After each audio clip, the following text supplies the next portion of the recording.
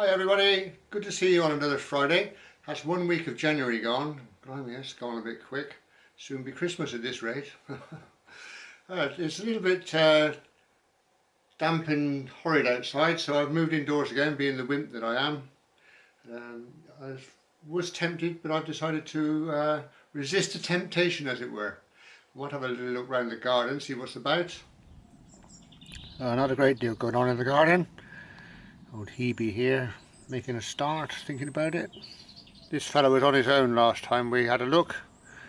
He's now been joined by a few scraggy individuals. The hellebores are cautiously taking a peek.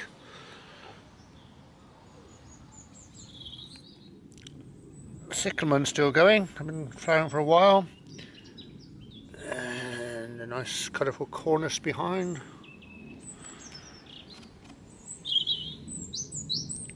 Robins about. Oh, lovely colour in that cornice, isn't it? Wonderful.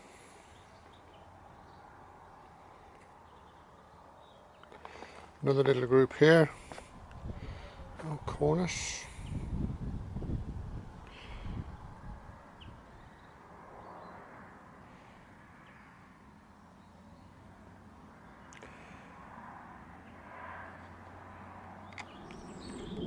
Poor old Coronilla took a bit of a battering in one of the storms. Still smells beautiful though. Daffodil bulbs. Cyclamen and some more bulbs. They're really racing on.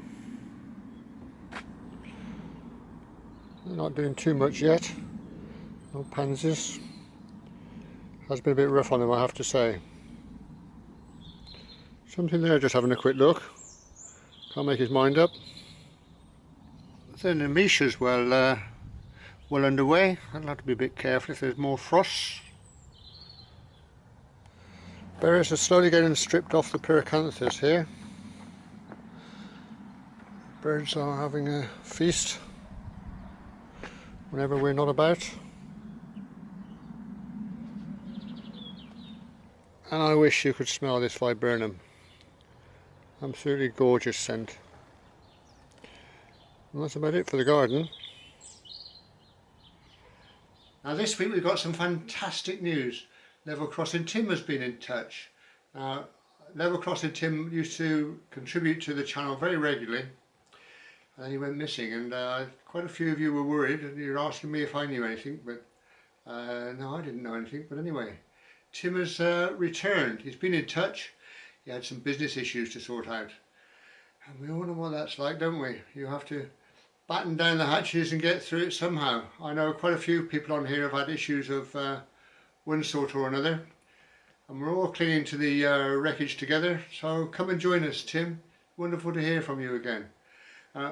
If you don't remember Tim was the one that started the virtual revolution rolling.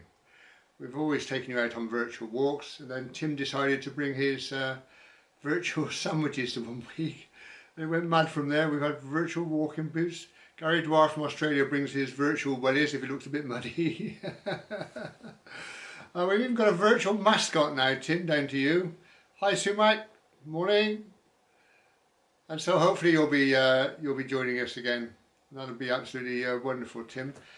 As and when you can, my friend, as and when you can. Now, Gary Dwyer takes to the viral stuff. Gary says this is referring to a vlog of a couple of weeks ago.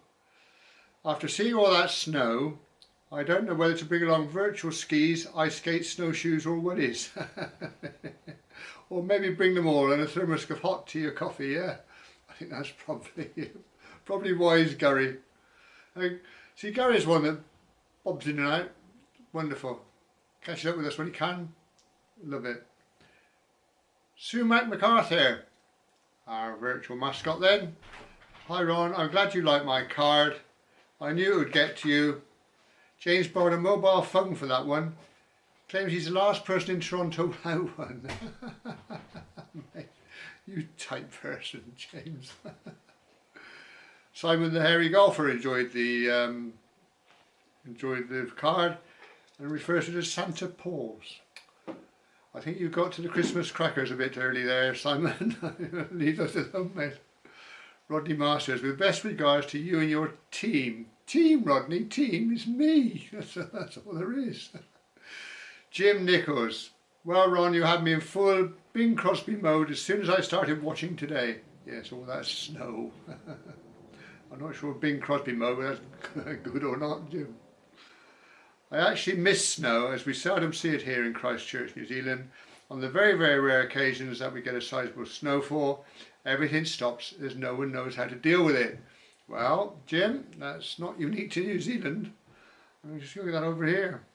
I still haven't got used to midsummer Christmases after 49 years of living here. My gosh, Christmas on the beach. Yeah. Right, the film last week then, with Birdlip, Charles Patterson says, thank you for taking on the chill for us. The public footpath system you have your way is fascinating. Aren't we lucky?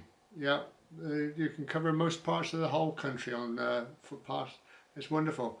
And unlike Charles, who comes from the States, doesn't say which one, but the States over there, if we go walk in our woods, there's very little that's going to poison us, sting us or eat us. So that's, we ought to be grateful for that. Get out there. Peter Batty says, in these difficult times, you're an inspiration in encouraging us to get out there. Yeah, get out there and get walking. When you get comments like those from Charles, you realise how lucky we are. Sue MacMacArthur again then. Oh, she had a bit of a paddy, I'm afraid. I was a bit put off by the keep your dog under close control sign. What do they figure I'll get up to? Calm down. I really enjoyed that walk. Mainly because I enjoy listening to James's protracted deep sighs as he longs for a Cotswold walk. And there were plenty during that film. Yeah, get out there, James. Now, of course, James and Sue Mac live together and they both send me comments. And James says this week, hi Ron, had to fight the dog for the computer. Love it. Oh dear. Andrew Merriman, our resident engineer, was not expected to see a railway line, and before you ask, I don't know anything about that one, sorry. That's the first. We've never ever stumped Andrew on a railway before, even if we did have to go to great lengths to find one.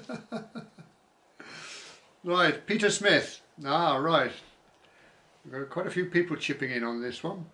Interesting what you said about the peace accord of Ellenwood. It could have been so different. At the height of the Cold War, it was designated an RSJ, I've been in the building trade, an RSG, Regional Seat of Government. A huge underground facility was built on the site of the former USAF base there. Oh, there's a great big hole in the ground there somewhere then. Peter wondered if it might not have been turned into a home by now. Yeah, that would be different, wouldn't it? Simon, our hairy golfer, if you want to know anything about golf, go to the hairy golfer channel. Simon will give you all the information you need. And on this one he says, good morning Ron, a subject I know a little about if I can drag some scraps of memory from deep storage. I remember that tower going up. Ooh, I'm afraid I'm responsible for some of the aerials on it. There you go. It became a great way of getting digital services out to cell phone masts in the middle of nowhere. If you ever wonder why your phone works in the middle of nowhere, there will be a microwave dish provided by us involved. In the communications industry then, Simon. He says also, if you were to travel a few miles further south to Winstone, you would find something a bit peculiar.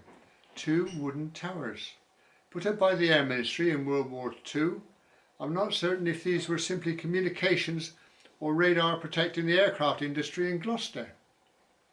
I don't think it was radar, as it would have been too late, but it was certainly part of our communications to airfields. Wow, there you go.